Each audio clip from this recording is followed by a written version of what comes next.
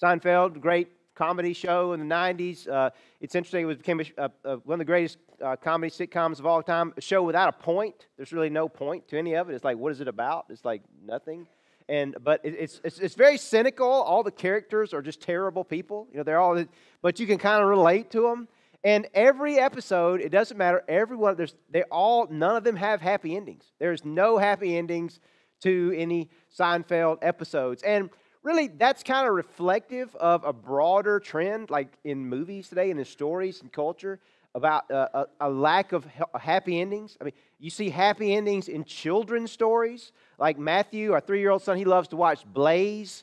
Blaze and the Monster Machines is a cartoon monster truck. And Blaze always wins. He wins every race all the time. And in real life, what is this building him up for in life? There's always a happy ending in Blaze and in the children's stories. But when we grow up, we outgrow that, right? I bet I could tell a lot about your worldview by what your favorite movies are.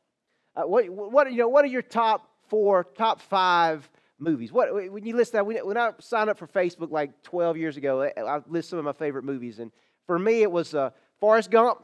Okay, Castaway is up there.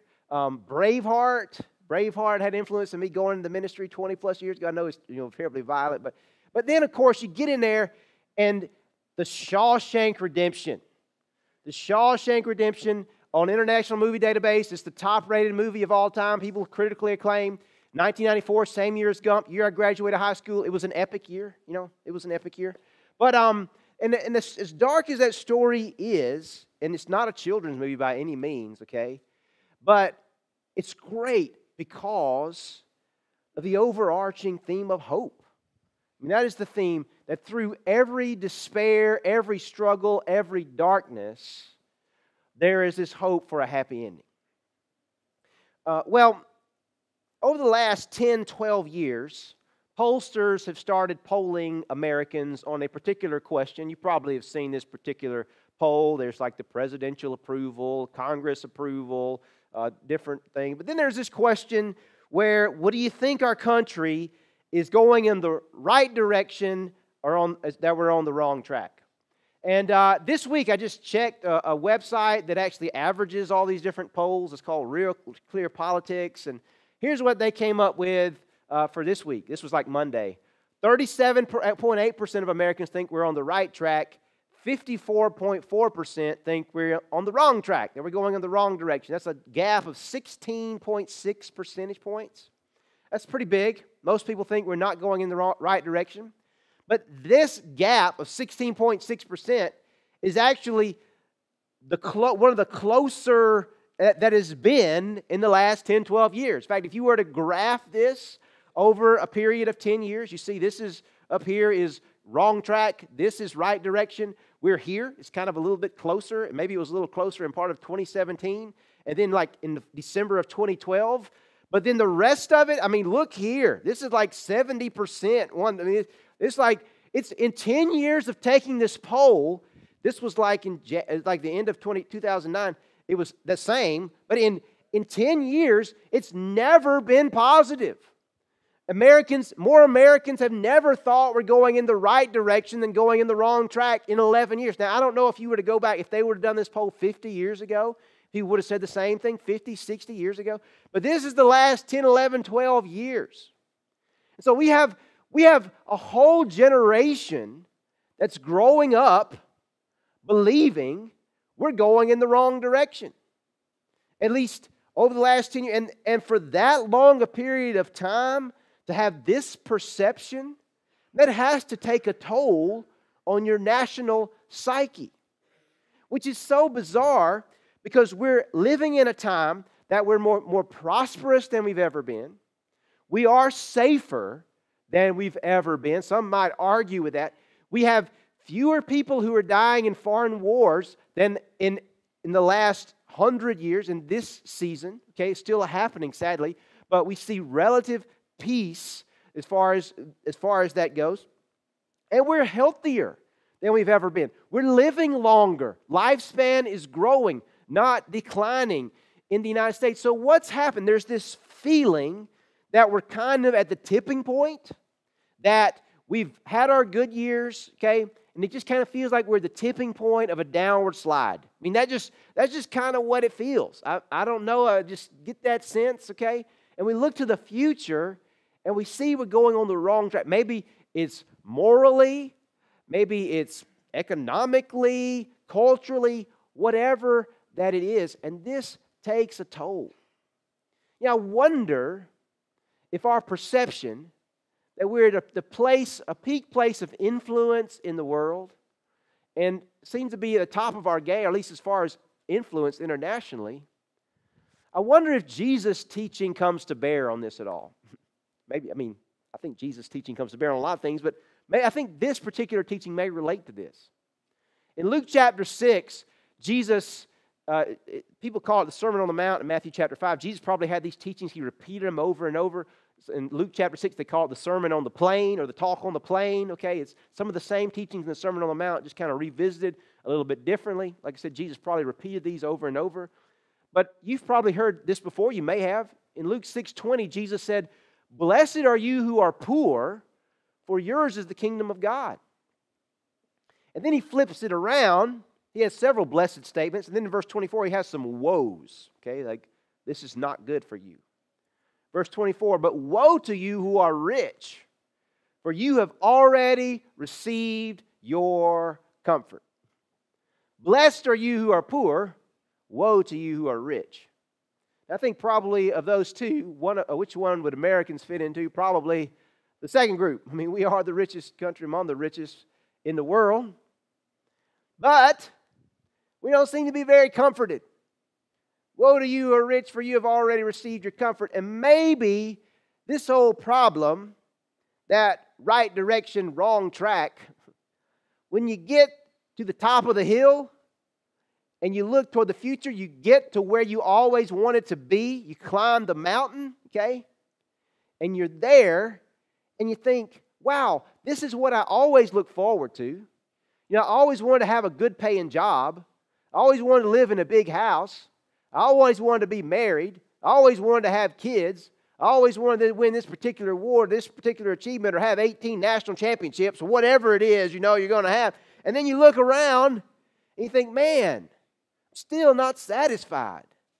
Is this all that is cracked up to be because I want 19 national championships? You're never satisfied. It's never as fulfilling as you thought that it would be.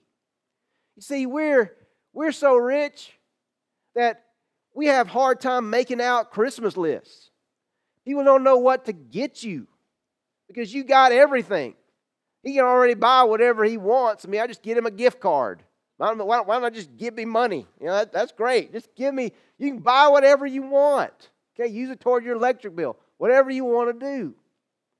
What has happened is that we are so prosperous, we are so rich, that we are self-sufficient. We don't need anybody to do anything. And in fact, that's our goal, to be at a place that I don't need you, that I don't need anybody else. I am totally self-sufficient. And what happens is in the process, we get to a place where we don't need God either. At least we don't think we do. What happens is that the self-sufficient become hope deficient. They don't have anything to look forward to. They already have everything that it seems like they're supposed to have, that the world says that you need. But then, every year, the Christmas season comes around. And we hear songs by Bing Crosby like 70 years ago. Usually you're walking around in some department store, they don't play 60, 70-year-old songs. But they do this time of year. And it brings back memories. And it reminds us of a season in our life, in a time that we had hope. You see, the Advent, the Christmas season, reminds us of a time when we weren't self-sufficient, when there was magic in the Christmas season. When everyone was looking forward to, or you were looking forward to, you're counting down the days. 2 weeks till I get out of school. 1 week left. And then you're making out your list. What Santa Claus is going to bring me? There's this figure, okay? He's a magical figure. He rides a flying sleigh, lives in the North Pole. And he already knows everything that you want. And he's always watching to see whether you're good or bad. He's good, okay? It wouldn't work if Santa wasn't good himself. But he knows whether you're good or bad. He already knows what you want, but for some reason he delights that you ask him. And he has the capability to give you what you want. There's a magic to the season. Oh yeah, and Jesus too, you know. I mean, peace on earth, goodwill toward men, all that great stuff. We love that too. But there's magic to the season of Christmas. But what happened is we grew up, right? We grew up. And we found out the way things really are. That if you want to have that, you got to work for it. You got to save. If it's going to get done, you better do it. After all, everybody's counting on you. And so we take that desire for hope and the magic and we project it onto our kids, our grandkids, somebody else's kids, whatever. That's where we find joy in the season, because really for us, if it wasn't for the hectic, being busy all the time, the stillness, the silence, the Sabbath of the season just reminds us of what we lost inside. This season reminds us of when we still believed in magic. We believed in the supernatural, when we had hope, when we believed in happy endings, before the real world hit. These days we don't have time for myths, right? And who's to say your myth is any different than mine? I mean, we trust in real things like finances and scientific discovery, or we have diversions like sports and politics and other things. What about us? What about us who have grown up? We got more presents to open than ever, but there's a nagging sense of anxiety and fear and worry that we're going to lose it all. The more we have, it seems the more we're afraid we're going to lose it. How do we regain that sense of hope? That sense of mystery? Maybe we had something to hope, like take the story of the Shawshank Redemption. We had something to hope when we were like behind bars in the prison, but then we got to Ziowatnehu, wherever they wanted to go, and we thought, wow, what's next? Is there any hope for us? Is there a happy ending for us, for America, for you? Well, the prophet Isaiah speaks in a time of national distress in the nation of Judah and Israel. The nation had split, and the northern 10 tribes were under siege by a nation called Assyria. They were a juggernaut, the more powerful than the world had ever seen. In fact, they were about to conquer the northern tribes and carry them into exile. Judah and Jerusalem and the southern kingdom had been ruled by a wicked king by the name of Ahaz. A king who was so wicked he had led the nation back into idolatry and had sacrificed his own son in the fire to Molech, the Canaanite god. Something specifically God had said, do not do. Ahaz had taken the example of a pagan shrine in Syria, and he had built one in Jerusalem. And the thing about Ahaz's reign is that it seemed that it would never end. And you had to wait for the king to die, for someone else to take charge. It was in the midst of this season, a season of seemingly irreversible decline, that Isaiah speaks a word from God that has become famous, that you hear all over the place these days. Isaiah chapter 9, verse 2. The people walking in darkness and despair have seen a great light. On those living in the land of deep darkness, a light has dawned. Verse 3. You, speaking of God here, You have enlarged the nation and increased their joy. What? Joy? They rejoice before you as people rejoice at the harvest, as warriors rejoice when dividing the plunder. He's even speaking about this as if it is already happening, as if it has already happened. It's so certain that God is going to do this, then let me just tell you the way it's going to be. The way it's spoken of is in past tense. Verse 4. For as in the day of Midian's defeat. Now Midian was a group of people who lived in the Sinai Peninsula, who conquered Israel like 300 or 400 years before. Like 400 years before Isaiah writes this, which was in the 700s BC. So now we're going back to like the 1100s BC. The Midianites conquered Israel and they oppressed them.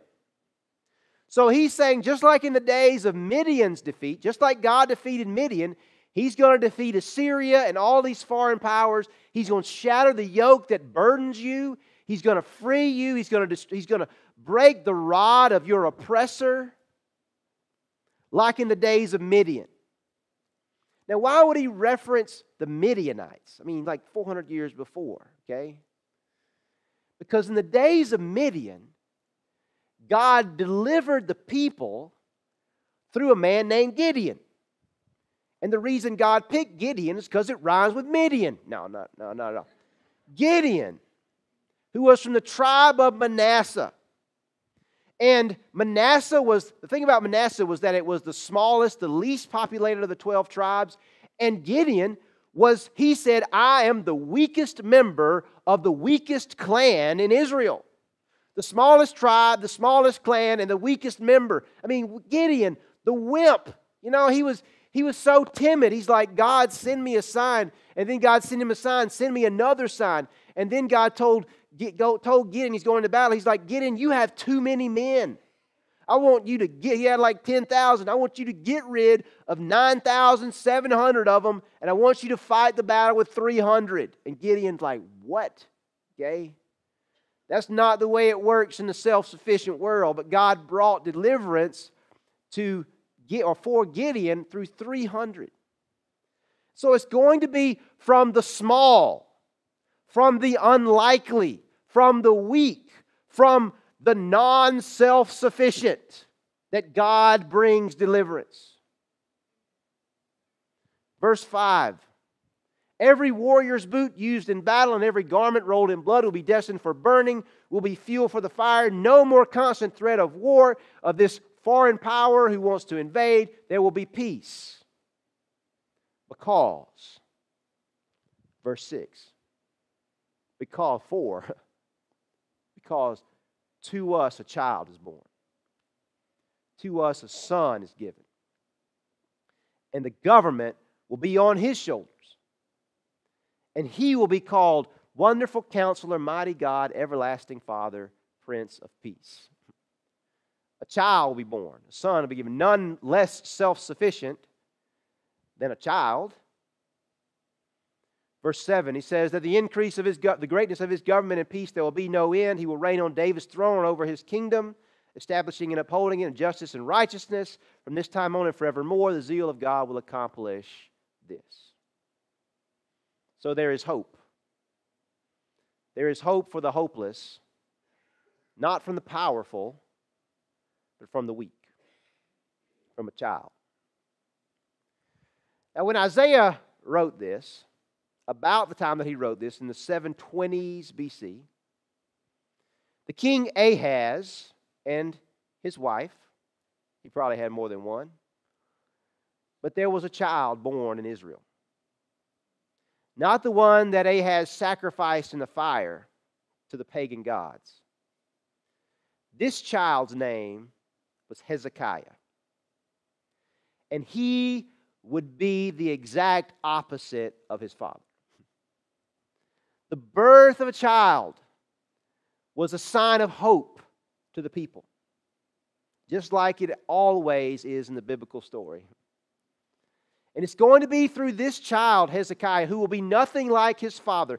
Hezekiah will bring great reforms to Israel. He'll get rid of the pagan idols. He's going to stand up to the Assyrians, and incredibly, weak Jerusalem and Judah is going to stand against the Assyrians. It's this incredible story. In 2 Kings, it's recorded. Hezekiah will be a great king. And so it seems that Isaiah is pointing to Hezekiah, a child, a son. But he's also pointing to someone else. In Isaiah chapter 7, just a couple of chapters before, he says this. He says, "This is the sign of my promise being fulfilled to you. The virgin," now in the Hebrew, the word virgin here can also be translated as young maiden, okay, a young woman, "will conceive and give birth to a son, and will call him Emmanuel." Emmanuel is the Hebrew word. It means God with us. So the birth of this child will be a reminder of God's presence with His people. The birth of Hezekiah. But we also know it's not just pointing to Hezekiah, that he's pointing to someone else. See, to the hope deficient, to those who are deprived of hope, God's answer is to give one who's weak, one who's not self-sufficient, a child.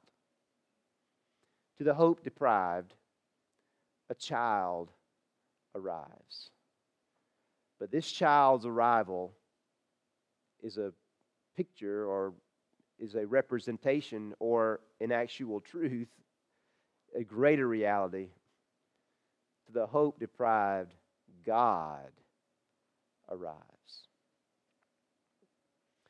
Further diagnosis on what was happening in Judah and Israel in that day was that people had traded in their hope, their happy endings, for a culture of death, okay? And it was represented by what was happening in the nation, that people were obsessed with spiritists and mediums. Chapter 8, verse 19, he says, when someone tells you, this is just a few verses before Isaiah predicts the son will be given. He says, when someone tells you to consult mediums and spiritists who whisper and mutter, should not a people inquire of their God? Why consult the dead on behalf of the living? When we're self-sufficient, we have no need of God.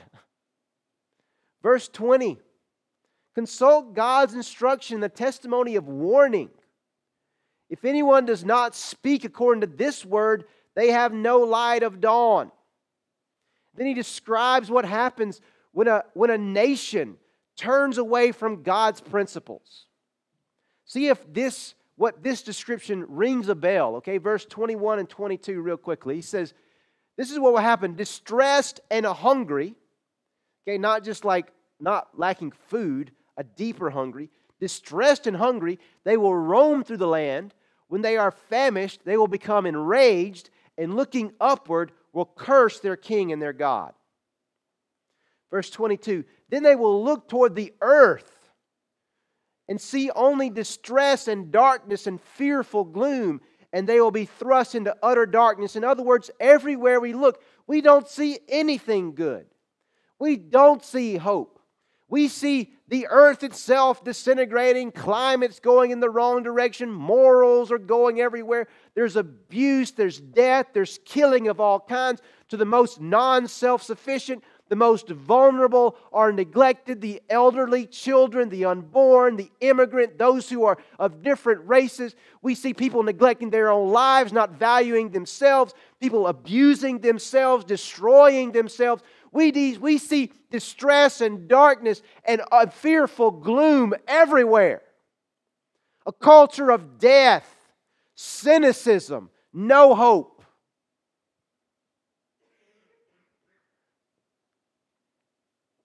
Nevertheless, the next word, chapter 9, verse 1, God says, nevertheless, in spite of this, there will be no more gloom for those who are in distress. In the past, He humbled the land of Zebulun and Naphtali. Now, those are two of the 12 tribes of Israel. You probably never heard of those names before. But if you were to look at a map of Israel, the 12 tribes, each was allotted a different tract of land. Zebulun and Naphtali were in the north. Okay, that's where their land was. And in the middle of their land, there was a particular large freshwater lake that we come to know as the Sea of Galilee. Okay? And it's going to be in a little village there near the Sea of Galilee. This place, in the future, he will honor Galilee of the nations by the way of the sea before the Jordan, beyond the Jordan. This is 700 years BC. It's going to be in a little village outside the Sea of Galilee called Nazareth, where an angel will appear to a young virgin pledged to be married, to Mary, and say to her, Mary, you've been chosen as the vessel by which God will visit His people, and your child, miraculously conceived, will be the Son of God and the Savior of His people, and not just of His people, but of the entire world. Isaiah predicted it 700 years before, and the birth happened in Bethlehem, yes, but the miraculous conception, God entering into this creation, the life of the child began in Nazareth, in Galilee. That is where the light entered the world. So this was the promise of hope for a nation mired in distress and despair. A promise that regardless of the circumstances that you see, let me tell you, in spite of your cynicism and loss of hope, yes, your story, even your story has a happy ending. No more darkness, no more gloom, not just for those we're talking about economically poor, but those who realize they are spiritually impoverished. It is to these that the kingdom of God comes, even to us. So, maybe the reason that we've become cynical about happy endings, and we just kind of look at everything, just at least give me something to laugh at, it'd be funny, and because that's my life, and nothing never works out, okay? I was in a season where I was like that in my life, and I was frustrated and disappointed and despairing, and seeing that nothing I was hoping for was going to come true, waiting on God. God wasn't working according to my time schedule. And it's true, some of the stories that I latched onto, some of the movies in that season were cynical, because that's the way I saw myself. It was kind of a cynical, difficult season. And maybe the reason, if you're in that kind of place, maybe the reason you're there is because you stopped believing in a happy ending. You don't believe in a happy ending for yourself anymore. Well, when we're in that place, when we hear a nice story with a happy ending, maybe that's a nice story. We go to see it, it makes us feel good. But when we leave the theater, we put the book down, whatever, our real life hasn't changed. We still don't see a different ending. But what if in the face of despair, and in the face of hopelessness, in the face of despair, do you dare? Do you dare to believe in a different ending? Would you believe in a different ending? To believe in a happy ending? Because maybe, just maybe, the happy endings aren't the diversions, okay? Maybe the reason that we love them is because they point to the way things really are. There's a deeper truth. There is a deeper history, and in fact, all of history, there will be a rescuing. There will be a deliverance, a happy ending for those who are in the darkest place, when all seems hopeless, and we even fail to cling to hope, and we would even give up hoping. In the face of despair, Do you dare to believe in this happy ending? The happy ending of Christmas. Even though it's not the ending, right? Because you see, in this story, there's going to be darkness. There's going to be terrible darkness. There will be the slaughter of innocents. The slaughter of children 2 years of age and younger in Bethlehem, ordered by Herod, simply because that was the place where Jesus was born.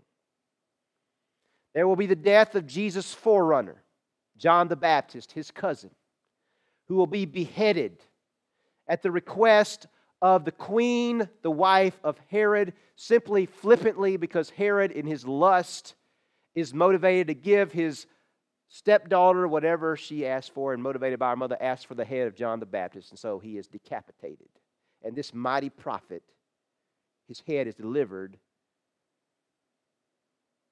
to a girl, to a dancing girl. I mean, that's twisted. That's dark.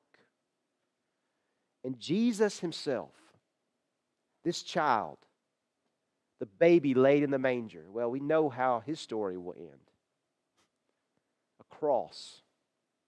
And at the foot of that cross will be his mother, as he dies the most humiliating, painful, shameful of deaths.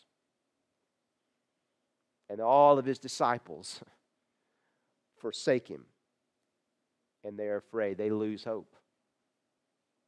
There's darkness in this story. But nevertheless, there's a resurrection. That's not the end of the story. There's a resurrection, a restoration, and the promise of a return. There's a happy ending, even in the darkest of stories. So when you're journeying through the darkness, it makes all the difference. Everything is determined on how you see it will end. How does your story end? How does this story end? How does this story end? This is our story.